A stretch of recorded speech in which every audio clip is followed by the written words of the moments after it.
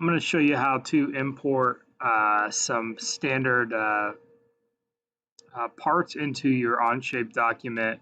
And so if we click on our fasteners catalog here,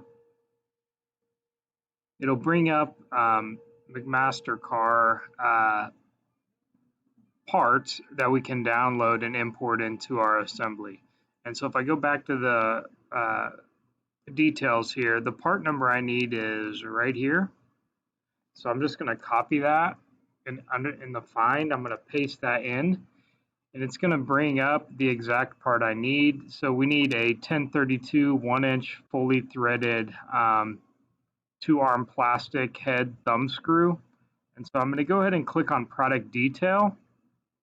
And when I do that, I can come down here to the bottom and I can see a drawing of the actual part, and I can download it. We're going to download a 3D step file, so I'll go ahead and click Save to do that. Once that step file has downloaded, I'll go into my Onshape assembly modeling document, and I can go ahead and click the little plus button to import, and then I'll import that thumb screw. I'm going to import that into a single part studio, and I'm going to orient the axis so it's up, and I'll click OK. The part will import, and then you can simply come to, you'll see the part imported here, and when the rendering's done, when it's done importing all the features, you'll see the actual model of it.